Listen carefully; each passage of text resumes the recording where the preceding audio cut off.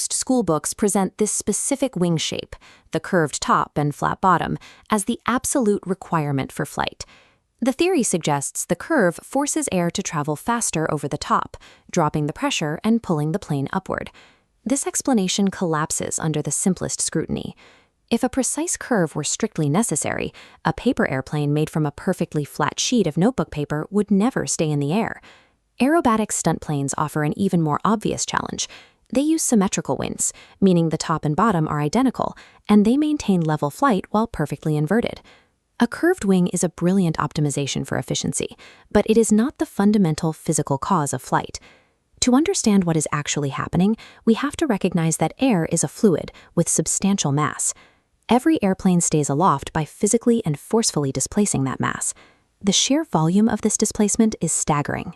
A common small aircraft, like this Cessna 172, must push 2.5 tons of air toward the ground every single second it remains in the air.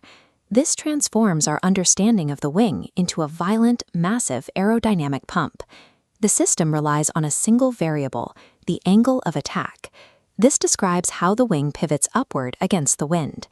As the plane moves forward, air molecules impact this tilted bottom surface and are forcefully deflected toward the earth.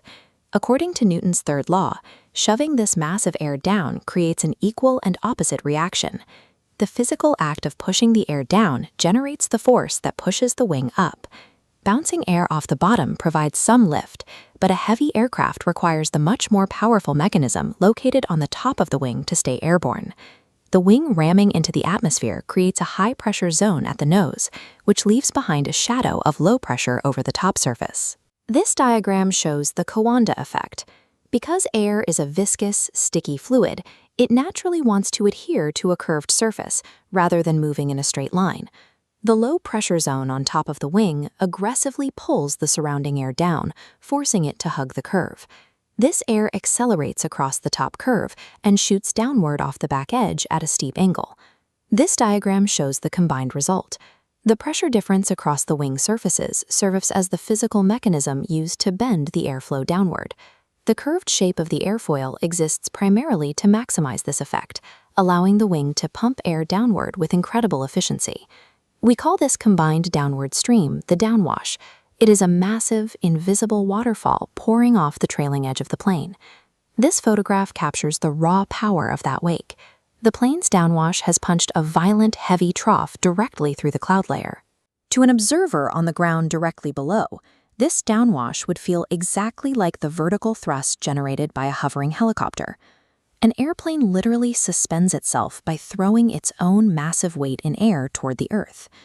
This pumping action has limits. If the angle of attack becomes too steep, the air cannot bend fast enough to stick to the top curve.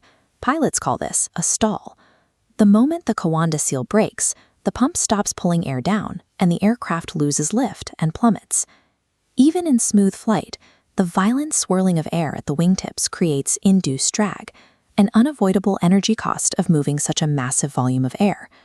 Drag and the threat of a stall represent the mandatory physical taxes an aircraft pays for the brutal work of flight. An 800,000-pound 747 is a colossal brute force machine, staying airborne by literally throwing the sky down.